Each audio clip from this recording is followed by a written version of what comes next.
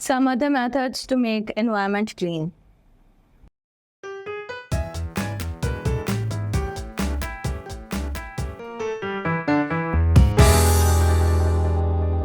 Assalamualaikum students, I welcome you all on the platform of Digital Academic provided by Moonlight International Publishers. Students, आज हम discuss करेंगे कुछ ऐसे methods, कुछ ऐसी टेक्निक्स या कुछ ऐसे स्टेप्स हम डिस्कस करेंगे जिसमें हम एनवायरनमेंट को अपनी ग्रीन और क्लीन बना सकते हैं। प्रीवियस लेक्चर्स में मैंने आपको बताया कि आप एक टेक्निक हमारे पास 3 आवर्स की है, उसे अप्लाई करके हम अपनी एनवायरनमेंट को सेफ और ग्रीन और क्लीन बना सकते हैं। इसके अलावा हम एनर्जी को कंजर्व कर सकते हैं। उसके मेथड्स हमने डिस्कस किए कि किस तरह क्या स्टेप्स लेके हम एनर्जी अपनी कंजर्व कर सकते हैं, जिससे ना सिर्फ एनर्जी को बचाया जा सकता है बल्कि माहौल को भी बचाया जा सकता है। आज हम कुछ और मेथड्स डिस्कस करेंगे डेली लाइफ में जो इस्तेमाल होते हैं। आप इनफरादी तौर पर भी कर सकते हैं और इज्तिमाई तौर पर गवर्नमेंट लेवल पर भी इसकी ज़रूरत है। उन्हीं स्टेप्स को हम डिस्कस करते हैं, उन्हीं मेथड्स को इन डिटेल डिस्कस करते हैं। सबसे पहले उसमें है वाटर कंजर्वेशन। सबसे इम्पॉर्टेंट है पानी को बचाना। पानी आपको पता है अल्लाह ताला की अता की भी बहुत बड़ी नेमत है। इसको हमें बचा के और नेमत के तौर पे ही इस्तेमाल करना चाहिए। तो हम उसके लिए क्या कर सकते हैं? सबसे पहले हम घरों की तरफ जाते हैं। घरों में आप शावर लेते हैं, नहाते हैं, वॉशरूम्स में यूज़ करते हैं लिमिटेड अमाउंट में। अगर आप शावर ले रहे हैं तो पानी मुसलसल टैप्स ओपन ना रखें। इसी तरह जब आप अपने टीथ ब्रश कर रहे हैं, दांतों को साफ़ कर रहे हैं, तो दांतों को साफ़ करते हुए पानी को बंद रखें, पानी को ज़ाया होने से बचाएं।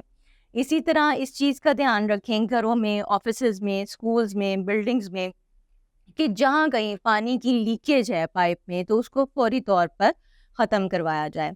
इसी तरह अगर आप ये कोशिश करें कि बारिश के पानी को सेव कर लें, जब बारिश होती है तो वही पानी गार्डनिंग में या पौधों को पानी देने के लिए उस बारिश के पानी का इस्तेमाल किया जाए।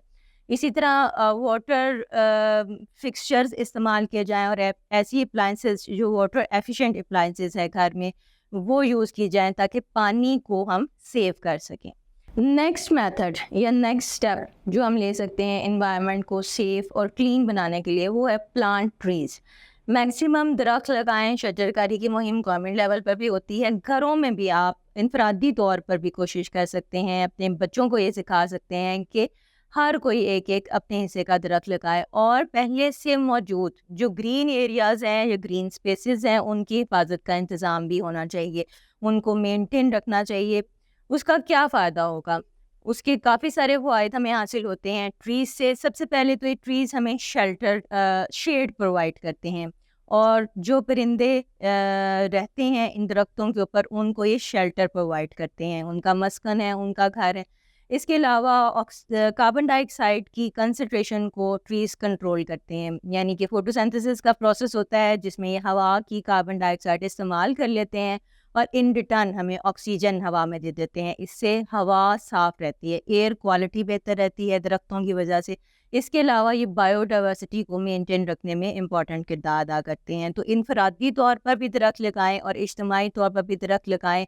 घरों में, स्कूल में, ऑफिसेज़ में ऐसी जगह बनाएं जहाँ पे ग्रीन एरिया हो, ग्रीनरी वहाँ पे सब्ज़ा उगाया जाए या गार्डन्स जो हैं वो ज़्यादा से ज़्यादा लगाए जाएँ। नेक्स्ट स्टेप या नेक्स्ट मेथड जो है वो सस्टेनेबल ट्रांसपोर्ट है। सस्टेनेबल ट्रांसपोर्ट से क्या मुराद है कि हम इको फ्रेंडली ट्रांसपोर्ट इस्तेमाल करें।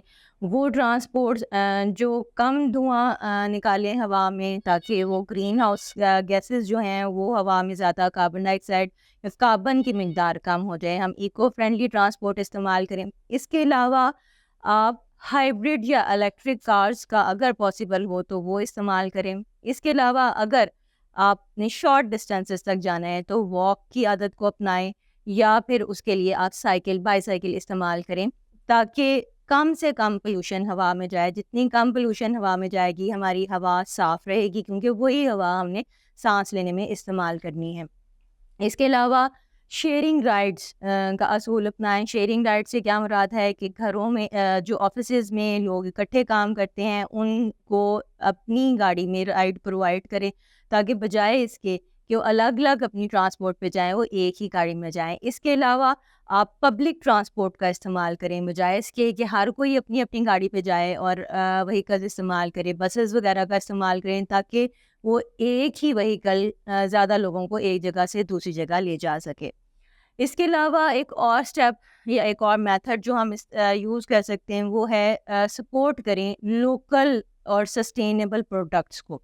उसका फ़ायदा क्या होगा कि जो लोकल प्रोडक्ट्स आपकी बन रही हैं एरिया में, वो ही आप यूज़ करें ताकि आपको दूसरी जगह पर मूव ना करना पड़े, चीज़ें दूसरी जगह से लेके ना आनी पड़ें। उसके 2 फ़ायदे होंगे, एक तो ये कि ट्रांसपोर्ट का इस्तेमाल कम हो जाएगा और दूसरा ये कि लोकल इकोनॉमी को लोकल जो इकोनॉमी है उसको सपोर्ट मिलेगी।